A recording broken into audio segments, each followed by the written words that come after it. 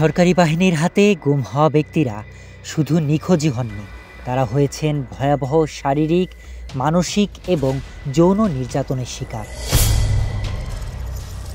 গুম কমিশনের দ্বিতীয় অন্তর্বর্তী প্রতিবেদনে উঠে এসেছে এমনই পৈশাচিক চিত্র। নারী পুরুষ নির্বিশেষে গুম হওয়া ব্যক্তিদের উপর চালানো হয় নির্মম ও নিপীড়নমূলক নির্যাতন, যার বিবরণ শিউরে ওঠার মতো। বহু ভুক্তভোগী জীবনের ঝুঁকি নিয়ে তাদের অভিযোগ ও অভিজ্ঞতা জানিয়েছেন। প্রতিবেদনে 25 বছর বয়সী এক নারী ভুক্তভোগীর বর্ণনায় উঠে আসে 2018 সালে তাকে অপহরণ করে গুম করে পুলিশ। 24 দিন তাকে নির্জন স্থানে আটকে রাখা হয়। নির্যাতনের ধরন ছিল মধ্যযুগীয় বর্বরতাকেও হার মানানোর মতো। হাত দুই পাশে বেঁধে ঝুলিয়ে রাখা হয়, শরীরে কোনো ওড়না ছিল না, আর জানালার সম্মুখ পাশে ঝোলানো হয় ইচ্ছাকৃতভাবে, যেন বাহিরে থেকে পুরুষ সদস্যরা তাকে দেখে পৈশাচিক আনন্দ পায়। কেউ কেউ উপহাস করে বলেছে, এতদিন পর্দা করেছো, এখন পর্দা সব খুলে গেছে। নির্যাতনের কারণে মেয়েটির দেহ ভেঙে পড়ে, অসুস্থ হয়ে প্যাড চাইলেও সেটি নিয়েও করা হয় কটু মন্তব্য। এসব কেবল শারীরিক নিপীড়ন নয়, ছিল আত্মসম্মান ভাঙচুরের নিষ্ঠুর এক কৌশল। প্রতিবেদনে উঠে এসেছে গুম হওয়া ব্যক্তিদের রাখা হতো শব্দ নির্ধারক সেলে, যাতে তাদের আত্মচিৎকার বাইরে কেউ না শুনতে পারে।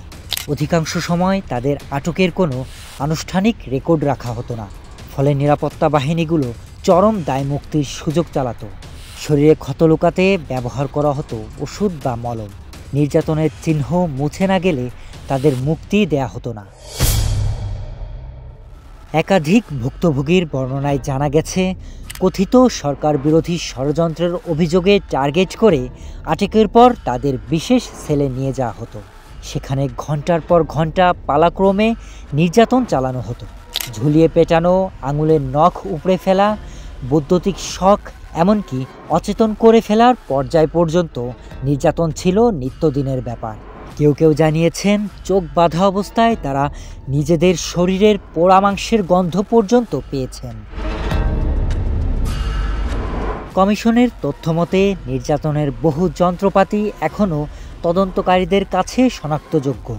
র‍্যাব 2 এবং CPC 3 ইউনিটের নির্যাতন কক্ষে ব্যবহৃত ঘূর্ণায়মান চেয়ার, শব্দ নির্ধারক রুম, ঝোলানোর পুলি ব্যবস্থা, এসবই মেলে ভুক্তভোগীদের বক্তব্যের সঙ্গে। যে গুমের সাথে জড়িত ছিল র‍্যাব, এবং সেখানে আয়নাঘর ছিল বা ডিটেনশন সেন্টার্স ছিল। নারীদের মতো পুরুষ ভুক্তভোগীরাও যৌন নিপীড়ন থেকে রেহাই পাননি। 391 দিন গুম থাকা এক ব্যক্তি জানান, সেলগুলো এতটাই সংকীর্ণ ছিল যে টয়লেটের নিচু প্যানের উপরও শুয়ে থাকতে হতো। সিসিটিভি ক্যামেরায় প্রতিটি মুভমেন্ট রেকর্ড করা হতো, এমনকি টয়লেট ব্যবহারের সময়ও নজরে রাখা হতো, যা ছিল চরম অপমানজনক ও অমানবিক। রাতে ঘুমাতেও দেয়া হতো না তাদের। আরেকজন জানান, চোখ ও হাত বাঁধা অবস্থায় মোটা লাঠি দিয়ে হাঁটু ও কুনুয়ে মারতে মারতে তার শরীর ফুলে যায়। হাড় ভাঙবে বলে মনে হলেও শুধু চামড়া ফেটে রক্ত ঝরছে। এভাবেই চলেছে নির্যাতন দিনের পর দিন। র‍্যাব 11 কর্তৃক গুম হওয়া আরেক যুবক জানান, তাকে সম্পূর্ণ উল্টো করে ঝুলিয়ে পেটানো হতো। শরীরে কোনো পোশাক ছিল না, চোখ বাঁধা অবস্থায় চড় থাপ্পড় সহ লাঠিপেটা করা হয়। পিঠে মার খেতে খেতে চামড়া ছিঁড়ে রক্ত ঝরেছে। এমনকি আঙুলে প্লাস দিয়ে চেপে ধরা, সুই ঢোকানো এবং দাঁড় করিয়ে রাখার মতো অমানবিক কৌশলও প্রয়োগ করেছে তারা। ভুক্তভোগীদের অনেকে জানান, মুখের ভেতর গামছা দিয়ে পানি ঢেলে শ্বাসরোধের ভয়, গোপনাঙ্গে বৈদ্যুতিক শট, ঘূর্ণায়মান চেয়ারে বেঁধে ঘুরিয়ে নির্যাতন, এসব ছিল নিয়মিত ঘটনা। 2010 সালে গুম হওয়া এক ব্যক্তি দাবি করেন, তার পায়ে ক্লিপ লাগিয়ে শক দেওয়া হতো, এমনকি কখনো সেই শক দেওয়া হতো গোপনাঙ্গে। 8-10 বার এমন শক দিয়ে তার শরীর গোল হয়ে যেত, যেন একটা বলের মতো।